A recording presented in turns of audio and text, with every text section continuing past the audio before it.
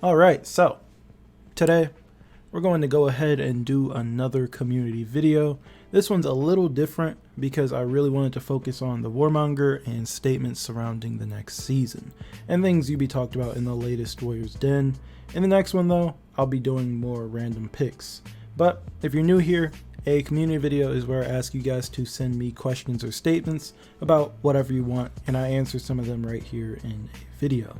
I've said it before and I'll say it again, community videos are some of my favorite videos to make, and I'm glad that you guys send me stuff and stick around to watch them. It means a lot to me.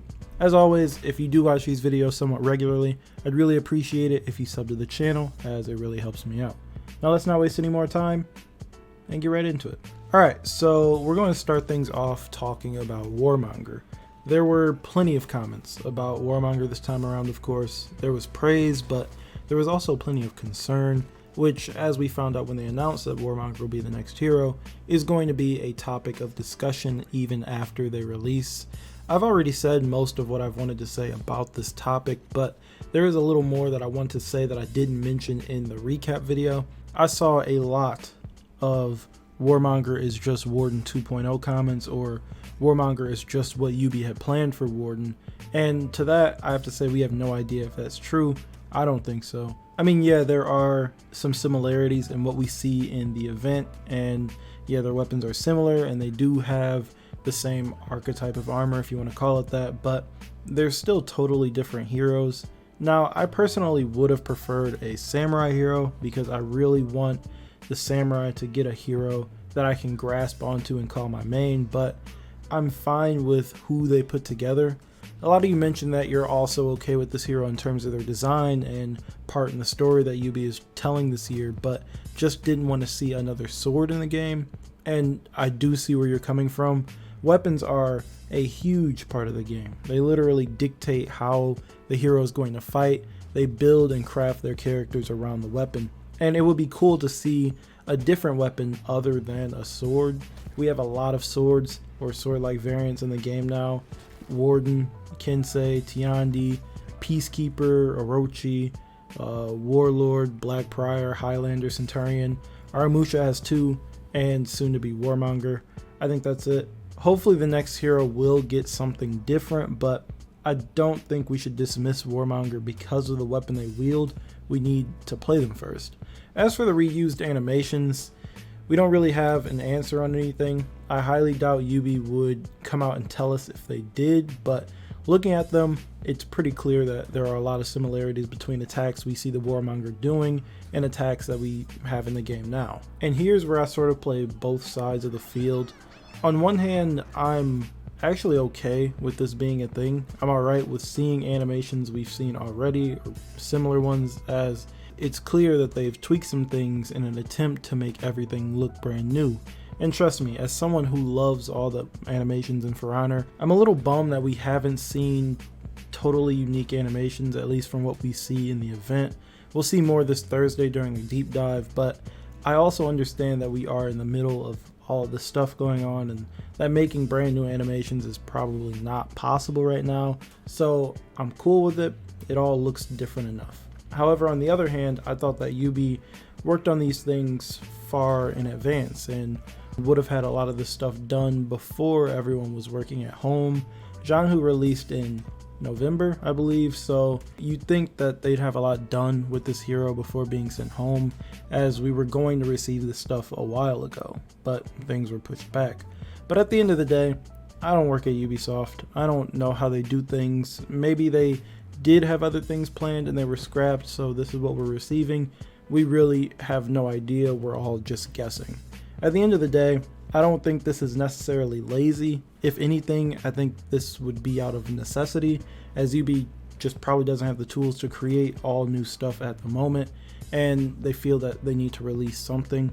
We were told that we were getting 2 heroes this year. Ubi needed to deliver at the end of the day, as just pushing things back even further could just fatigue players and get them burnt out before things get back to normal.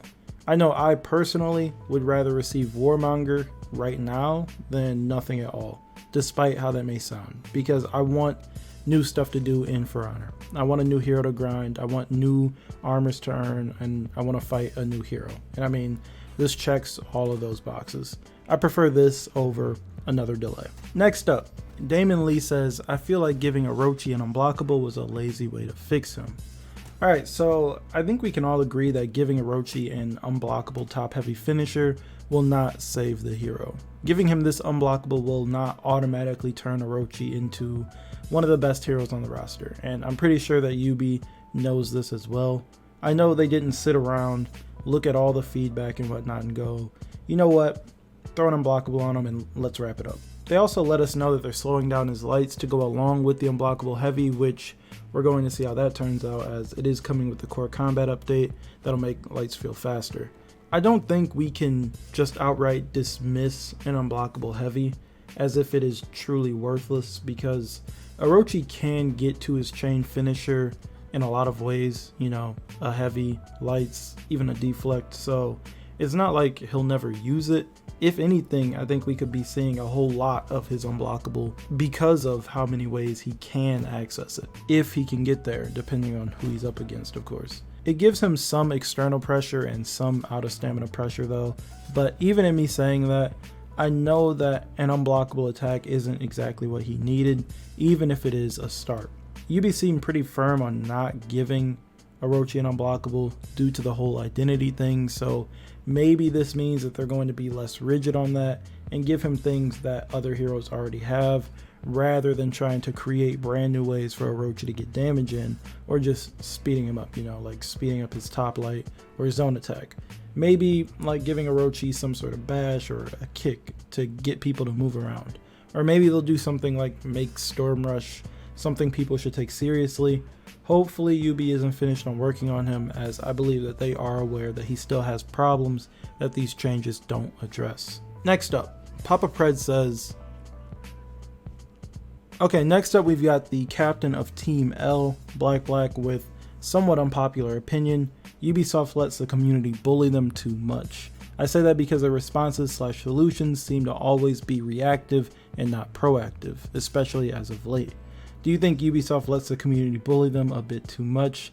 If you do you think Ubisoft should grow a pair and take charge, or should Ubisoft continue to take it lying down? Jeez. Okay, so I've seen this going around a bit too. Recently, it has felt like Ubi has been making decisions that, as you said, are reactive rather than proactive, as some of these decisions can straight up feel confusing to people who have been playing the game for a while and want the game to be in a place where everyone has an element of lethality and usefulness. Not every change though. I think there have been changes that are beneficial to the game as a whole. The core combat update, from what Ubi has shown us so far, are going to be beneficial to the game for the most part. Not too long ago there were changes to guard break vulnerability, back dodge standardization. They've been slowly working on maps to make them play a bit better. The Centurion rework itself has been pretty solid and gives Centurion offense. There has been some good, even if all of those changes I named are reactive. I think it's extremely rare for Ubi to get ahead of a problem before people realize it, because of the speed at which Ubi does things and because the community will always find issues with the game. I don't think we're going to see things get fixed or worked on that hasn't already been discussed within the community. And I don't think that's just a For Honor thing. I think that happens with every game.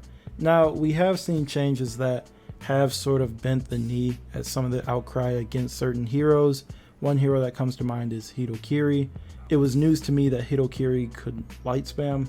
Also recently we saw Ubi go in on light spam, letting us know for quite some time that this is an issue that Ubi has honed in on. They were showing us how much damage uninterrupted chains of light attacks can do, how these chains won't melt you as quickly, how you can avoid this, the changes to stamina cost, how the core combat update will change these things, so on and so on. And to be clear, I don't necessarily have a problem with Ubi looking at light attacks. As we felt in the last batch of testing grounds, I think that people are going to be hit by more light attacks and will parry or deflect them less often.